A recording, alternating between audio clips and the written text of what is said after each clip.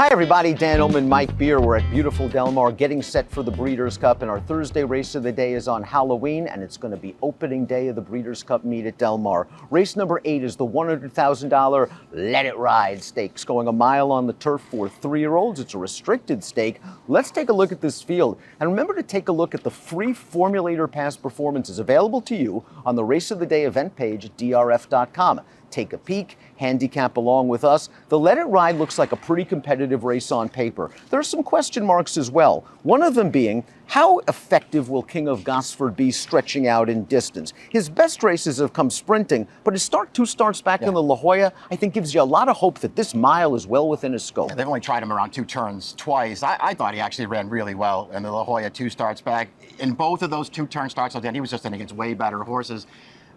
Him aside, if you're worried about that kind of stuff, then I guess this really is kind of a wide open race. But if he shows up here and runs his good race, he's supposed to be really tough. And he should show stretch out speed as we throw up the Timeform US pace projector. King of Gosford will switch to Flavien Prat, and we expect him to be right up close to the pace once again. How fast is Sketchy, and can he push King of Gosford early? Yeah, I don't know how fast this pace is really going to get. I guess we'll find out, because it does feel like Pratt's hand is a little bit forced with King of Gosford in post 10. That's no bargain. I think he's good enough to overcome. And as far as the pace projector goes, you know, is Sketchy going to be up there getting really aggressive? I think that's probably how they have to ride him in here. The pace projector, they also feel like Take Me to Church is going to be part of this pace. I didn't see that. Let's take a look at the number 1 Promisio and get a closer look at Promisio, who's been stuck in the first level allowance ranks now for the last 5 starts. His most recent one came at this distance, but it was a starter optional claimer. He's very, very consistent from a buyer standpoint. He's well drawn. He's pace adaptable. I want to see a spark in the stretch this time. Me too. I mean, my real problem, and you're right, he's very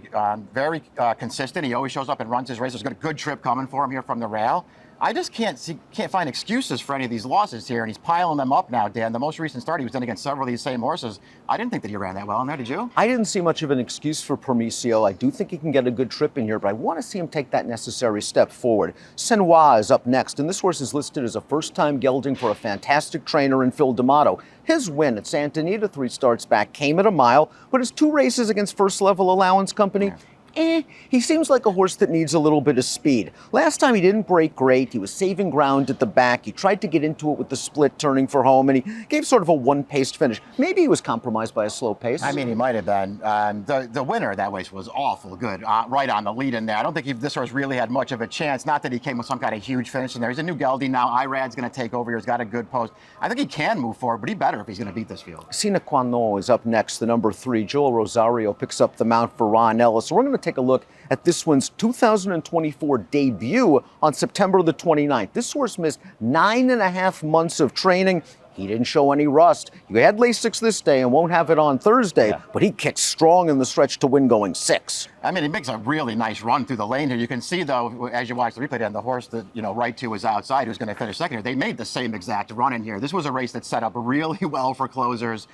Sine Qua Non wound up being best that day, and he did move forward. And I feel like at least if you go back to the 2 races last year going longer, especially the second one, he ran fine in those races. It suggested he can get this far. Hard-Headed is a very tactical horse, and he utilized his tactical speed to win this race at Santa Anita going a mile for first-level allowance runners on September the 27th. He pulled hard in the early portion of this race, but he was able to secure the pocket under Rispoli, and after that, everything worked out.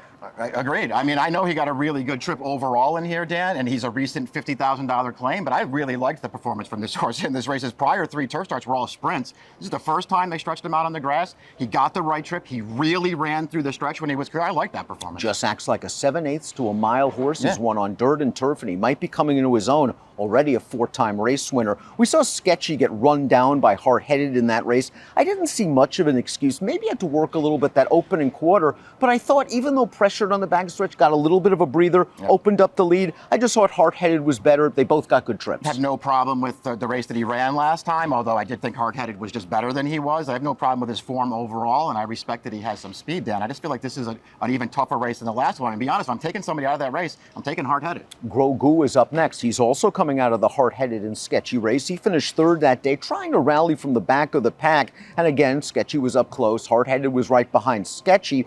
Grogu maybe was compromised by the lack of pace, but he's 0 for 8 on turf, and his 2 races just look very similar, and I don't think they're winning efforts against this group. I don't think they are either. I mean, I do respect the fact that his last 2 starts are maybe the 2 best ones he's ever run on this surface. And when you go back and watch that most recent start, we just talked about Sketchy on the lead, Hard-Headed just sitting right in behind. This horse wound up last, made a big wide run all the way around the final turn there. I thought he stayed on reasonably well to be third in that race. I mean, it was a good performance. He'll have to run better than that, but I can see using him underneath. A really interesting invader from the East Coast is Take Me to Church for the high percentage trainer Brad Cox. And this horse was involved in a very scary incident at the Saranac at Saratoga. It looked like he might be making a winning move turning into the stretch. He got smashed by another horse. He fell down very hard. And we were holding our breath. Yeah. The next thing you know, Brad's got him back in the entries. He runs in this race, the Gio Ponte. He got a good trip as the favorite, but he ran fine, and he got a fig. I mean, yeah, the fig is the thing that makes him interesting. I really don't know what to do with him, Dan, because I don't just want to bet him because I see an 85 sitting there. When you go back and watch the Gio Ponte, and I understand that the horse that won the race went right to the lead, got loose, and nobody could really catch him, but Take Me to Church had a perfect trip in there. Right behind that horse he couldn't even make up any ground in the stretch, and then he gets out-finished for second at the end. To me, without any excuse at all. I'm starting to wonder how good this horse actually is, and he's going to get bet in here. American Glory goes out for a really good trainer that's underrated. Leonard Powell just does excellent work with his horses. He got American Glory to score over the distance at Del Mar, 3 back at 11-1. A couple of first-level allowance tries have ensued. A little bit better last time, but still beaten by several of these. He was. He took advantage of a really good setup when he won over this course in distance 3 starts back, and maybe he'll get another one of those here, and it will lead to an improved performance. The most recent start, he was behind several of these same horses, Dan. I just didn't think that he ran that well in there, but maybe he can bounce back here as he returns to Del Mar. I really liked British Isles' maiden win way back on May the 4th. He tracked outside. He made a 3-wide bid on the turn. He got away from that field, and it was a pretty decent number for a 3-year-old in May in 80. They ran him in a stake after that. He ran fine again against Final Boss. His last 3 starts have also been consistently good, although last time I thought he had a pretty good trip against Fearless Soldier. I think the 1 1/4 and 1 5/16 are too long for him. I do love the fact that they're cutting him back to a mile, and he's going to get some pace. I agree with all that stuff. I mean, it's easy to make excuses for that. He didn't even run poorly in the last 2. No? It's easy to excuse those performances, and then you go back, and his form, ever since that really nice win with the 80 Bayard, and his form's really held up since then. King of Gosford could be the speed, could be the favorite off of those last 2 Bayer speed figures, dropping in class as well. Really seemed like a downhill specialist. Handled that turf course beautifully earlier in the year. Thought this horse had a little trouble in the ocean side, in tight along the rail and upper stretch, and then just couldn't really muster up a late finish. Ran well in La Jolla at 1 1/16. Last time out, again, pushed the pace early. Frezu got the pocket. The trip was there for him, but he had to work his way through traffic in the stretch.